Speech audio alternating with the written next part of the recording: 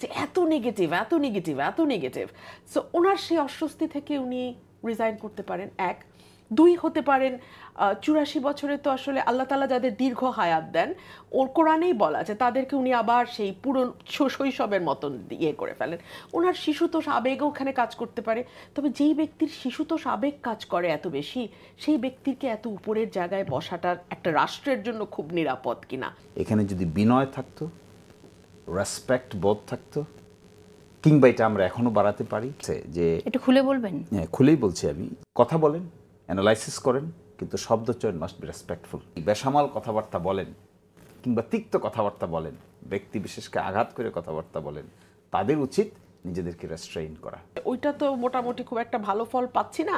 আচ্ছা, এখন দেখি নেমে যাওয়ার কথা বললে মানুষ কেমন করে, সেটাও খুব একটা হালে পানি পায়নি। মানে এটাও খুব দুঃখজনক। অ্যাডভোকেট শিশির মনির, আপনার ব্যাখ্যাকে আপনি কিভাবে দেখেন এই ঘটনাটা, আজকের যে পরিস্থিতির সৃষ্টি হলো, এটার পেছনে নেপথ্য কারণ কি আসলে? আমার কাছে মনে হয় আমাদের পারস্পরিক যে রেসপেক্ট বোধ, যে একটা অন্যের অবদানকে যে স্বীকৃতি দেওয়ার যে টেন্ডেন্সি, মানসিকতা, এটা এক ধরনের কম্প্রোমাইজ হয়েছে। এবং এই যে আত্মহমিকা বোধ, আমি ক্লেম করব, আরেকজন মনে হয় কন্ট্রিবিউট করে নাই, এই বোধ শক্তিটা এখানে প্রখর হয়ে গেছে। এটা উচিত না। সকলেরই কম অবদান ছিল। এই 15 বছরে 17 বছরে এমন কোনো গ্রুপ নাই, সিভিল সোসাইটির এমন কোনো মেম্বার নাই, এমন কোনো রাজনৈতিক দল নাই যারা নানান ফরম্যাটে অত্যাচার নির্যাতনের শিকার হয়নি।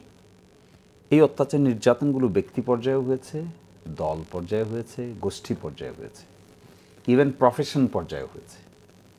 ফলে যার যতটুকু অবদান ছিল কিংবা যতটুকু নির্যাতন নিপীড়নের শিকার হয়েছে, তার প্রতি আমাদের শ্রদ্ধাবোধ থাকতে হবে। কোনো ব্যক্তি বিশেষ তিনি গুম হয়ে গেছেন, তিনি এখন একটা স্টেটমেন্ট দিচ্ছেন, তাকে নিয়ে আমরা ভিন্ন ধরনের ইন্টারপ্রিটেশন করতে যাচ্ছি, ব্যক্তিগতভাবে অ্যাটাক করতে চাচ্ছি, ইটস নট প্রপার। সবই তো মানুষ। আসলে যতই আমরা রাজনৈতিক কর্মচারী কর্মী হই না কেন, লিডার হই না কেন, একটা ব্যক্তিগত ইগো, বিনয় ভাব তো আছে সবার মধ্যেই। যাদের মধ্যে এই ইগোটা হার্ট হয়, ইগোটা হার্ট হলে পরে রিয়াকশন মেকানিজমটা যেটা টেলিভিশন এবং সোশ্যাল মিডিয়াতে আসে, এই রিয়াকশনটাও হার্ড হয়। ফলে এইটা আরও অ্যাক্সিলারেট হয়। আমি বেশ কিছু স্টাডি করে দেখেছি, এখানে যদি বিনয় থাকতো, রেসপেক্ট বোধ থাকতো, কিংবা এটা আমরা এখনও বাড়াতে পারি। কিন্তু আমরা যদি সরকারের সাথে যে দূরত্ব সৃষ্টি হয়েছে এখন রাজনৈতিক দলগুলো, সেটার দিকে তাকাই, তাহলে আপনি যাদের কথা বলছেন, যদি বিনয় থাকতো, সেখানে তো আসলে সরকারের কতটুকু দায়? সরকার তো কাউকে বিনয়ী করে তুলতে পারে না। সরকার তো বিনয়ী ছিল কিনা সেই প্রশ্ন আসছে সরকারের ঐক্যবদ্ধ রাখার যে দায়িত্বটা ছিল সেটা পেরেছে কিনা। যেমনটি জুনায়েদ সাকিব বললেন যে সেই দায়িত্বটা তারা আসলে পালন করতে পারেনি। না পারলে কেন পারলো না? যেমন ধরেন প্রফেসর ডক্টর ইউনূস, দেখেন উনি পদত্যাগ করবেন, কেউ কিন্তু চায় না, কোনো পলিটিক্যাল পার্টি চায় না। সকলে গিয়ে বলে আসছেন যে আমরা তো আপনার পদত্যাগ চাইনি। আজকে বিএনপি বলে আসছেন যে আমরা প্রধান উপদেষ্টার পদত্যাগ চাইনি। জামাতও বলে আসছে, এনসিপি বলে আসছে। তাহলে এখানে ব্যাপারটা তো গভর্নমেন্ট কেন্দ্রিক না। ব্যাপারটা হলো শুরু থেকে যেভাবে শুরু হয়েছে, হ্যাঁ, জুনায়েদ সাকিব এই কথা বলতে পারেন যে গভর্নমেন্টের রেসপন্সিবিলিটি আছে সকলকে ঐক্যবদ্ধ রাখা, কিন্তু কিছু ইভেন্ট তো গভর্নমেন্টের বাইরে ঘটে। আর মূল যে ইগোর জায়গাটা ডেভেলপ করেছে, আমার তো মনে হয় এটা গভর্নমেন্টের বাইরে থেকে ডেভেলপ করেছে, not from inside the government. এবং গভর্নমেন্টের বাইরে থেকে এই ইগোর পার্টটুকুতে কোথায় ডেভেলপ করেছে, যে একটু খুলে বলবেন? হ্যাঁ, খুলেই বলছি আমি। যেমন ধরেন এনসিপি যারা করেন, এনসিপির নেতৃবৃন্দ যারা আছেন, তাদের যে শব্দ চয়ন ব্যবহার করছেন, এটা দীর্ঘদিনের ঐতিহ্যবাহী রাজনৈতিক দলের নেতৃবৃন্দের কার কোন ব্যক্তিগত ইগোতে আঘাত আসতেছে, এটা অনেক সময় তারা খেয়াল করেন না। তো my advice is to them, কথা বলেন, অ্যানালাইসিস করেন, কিন্তু শব্দ চয়ন মাস্ট বি রেসপেক্টফুল।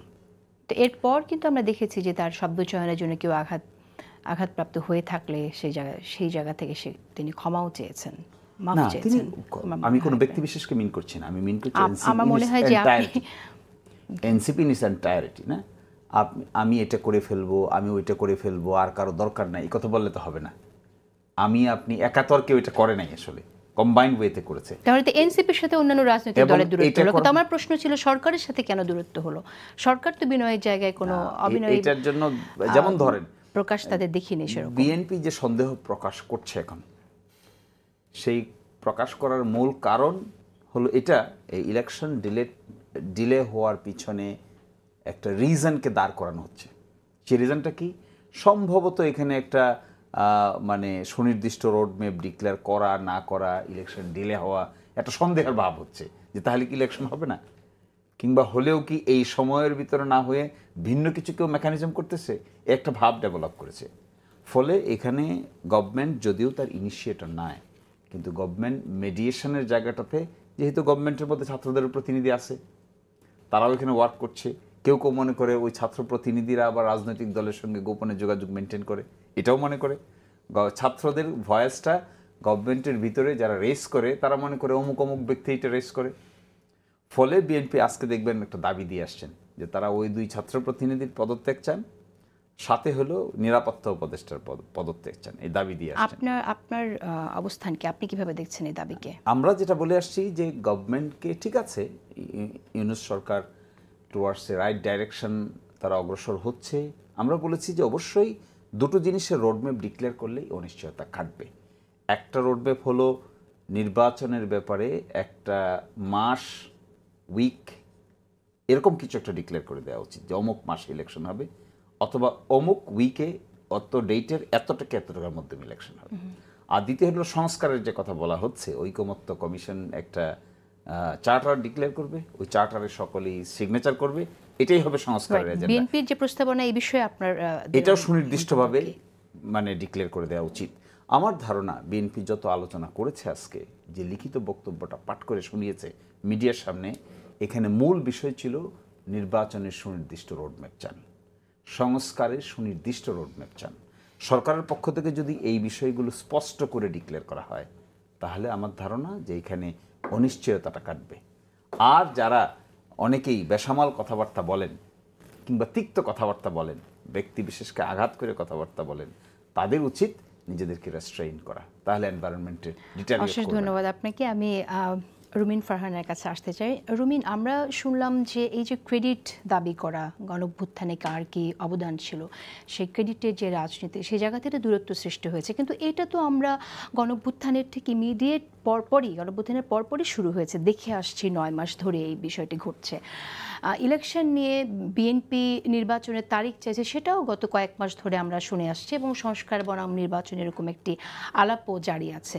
কিন্তু এই যে পদত্যাগের ব্যাপারটা, প্রধান উপদেষ্টা পদত্যাগ করবেন, সেটা হঠাৎ করেই ঘটলো, এটা মানে ব্যাপারটা আসলো, এটা কি আসলে শুধুমাত্র এই দূরত্ব সৃষ্টি হয়েছে নির্বাচনকে কেন্দ্র করে, বা অন্যরা ক্রেডিটের দাবি করছে সেগুলোর জন্যই হলো, নাকি সেনা প্রধানের বক্তব্যের প্রেক্ষিতে এই পরিস্থিতি সৃষ্টি হলো? আপনি কিভাবে দেখছেন? আপনাকে অসংখ্য ধন্যবাদ।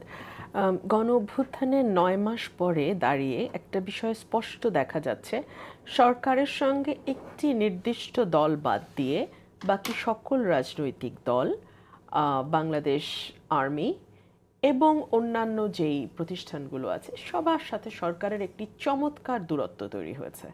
এবং এই দূরত্ব, চমৎকার দূরত্ব, হ্যাঁ চমৎকার দূরত্ব, মানে এত ক্লিয়ার, এত ভিজিবল, এত ভিভিড দূরত্ব অতীতে আমরা অন্য কোনো সরকারের সঙ্গে, হ্যাঁ সরকারের সঙ্গে পাল্টাপাল্টি আমাদের লড়াই হয়েছে, হয়েছে, কিন্তু এত দূরত্ব, সরকার নিজেকে এত বেশি দূরে নিয়ে গেছে রাজনৈতিক দলগুলো থেকে এবং রাজনীতি থেকে, দ্যাট ইজ ভেরি আনফর্চুনেট। আপনি দেখুন, এই যে পদত্যাগের কথাটা উঠলো, আপনি আমাকে একটু সময় দিন, আমাকে এটা মানে গুছিয়ে বলতে আমার একটু সময় লাগবে।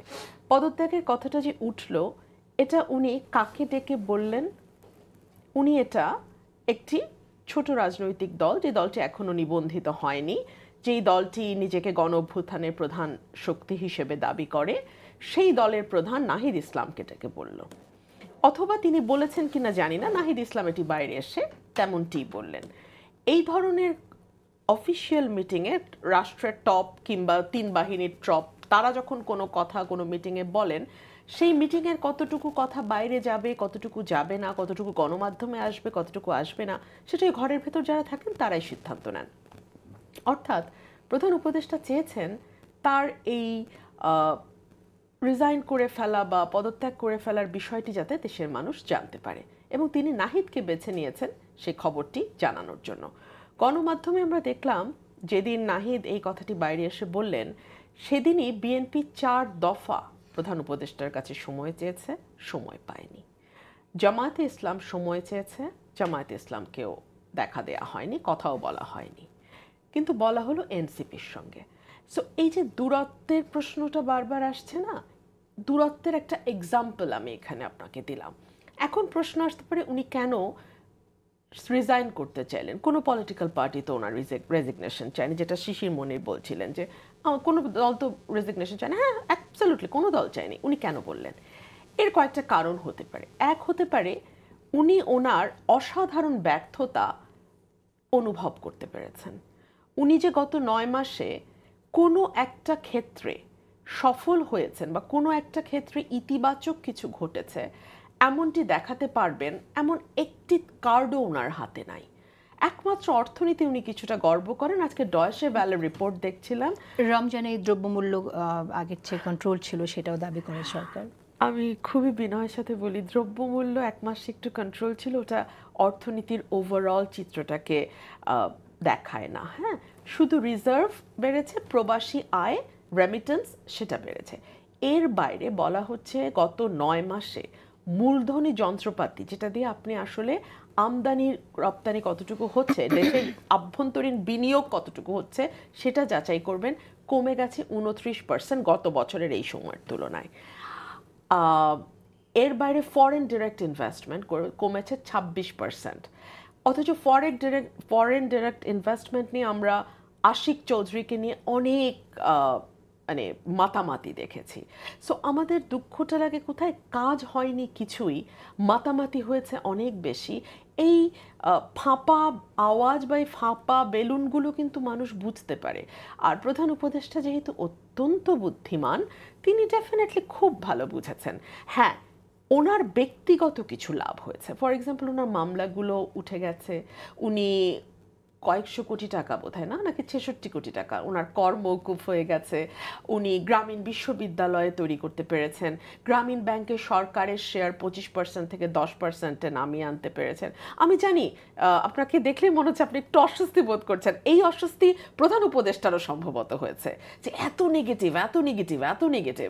সো ওনার সেই অস্বস্তি থেকে উনি রিজাইন করতে পারেন। 1, 2 হতে পারেন 84 বছরে তো আসলে আল্লাহ তাআলা যাদের দীর্ঘ হায়াত দেন, ওর কোরআনেই বলা আছে তাদেরকে উনি আবার সেই পুরো শৈশবের মতন ইয়ে করে ফেলেন। ওনার শিশুতোষ আবেগও ওখানে কাজ করতে পারে। তবে যেই ব্যক্তির শিশুতোষ আবেগ কাজ করে এত বেশি, সেই ব্যক্তিকে এত উপরের জায়গায় বসাটা একটা রাষ্ট্রের জন্য খুব নিরাপদ কিনা, এই প্রশ্ন তো আমি একটা নাগরিক হিসেবে করতে পারি। একটি বিষয় আমি রুমিন আনতেই চাই, সেটা হচ্ছে যে পরিস্থিতিতে দিদি দায়িত্ব গ্রহণ করেছে সেটাকে আমরা কতটুকু কনসিডার করছি? সার্টেনলি আমরা সেটাকে কনসিডার করছি, এবং সেই জায়গাটাতে আমি সেই জায়গাটাতে আসবো যে কোন পরিস্থিতিতে তিনি নিয়েছেন। লাস্ট যেটা হতে পারে সেটা হচ্ছে উনি ওনার নানাভাবে জনপ্রিয়তা যাচাইয়ের চেষ্টা করেন। যেমন কিছুদিন আগে একটা ক্যাম্পেইন শুরু হলো, 5 বছর দেখতে চাই, যতদিন বেঁচে আছে ততদিন দেখতে চাই। ঈদের নামাজের পরে হুমড়ি খেয়ে মানুষজন ফটো তুললো, সেটার ওনার প্রেস সচিব চারদিকে ছড়ালেন। ওনার উপদেষ্টার, আমি দীর্ঘ বলবো না, নামগুলো শুধু বলি, ধর্ম উপদেষ্টা, নারী উপদেষ্টা, ফরিদা ইয়াসমিন, উনি কি নারী উপদেষ্টাই তো বোধহয়, ফরিদা আক্তার, মৎস্য, আচ্ছা উনি, তারপরে আপনার স্বরাষ্ট্র, তারপরে আপনার মানে এরা মানে একজনের পর একজন উপদেষ্টারা দাবি করলেন যে মানুষ তাদেরকে দেখতে চায়। সো এই ক্যাম্পেইনটার পরপরই উনি বললেন যে ঠিক আছে, ওইটা তো মোটামুটি খুব একটা ভালো ফল পাচ্ছি না, আচ্ছা এখন দেখি নেমে যাওয়ার কথা বললে মানুষ কেমন করে। সেটাও খুব একটা হালে পানি পায়নি। মানে এটাও খুব দুঃখজনক। দেখলাম বড় বড় দলগুলো বলছে যে চেয়ার তো খালি থাকে না, ওনাকে আমরা কেউ যেতে বলিনি, উনি যেতে চাইলে যাবেন, আরেকজন কেউ আসবে ওনার জায়গায়। মানে বিএনপি এই কথাটি বলেছে, তাই না?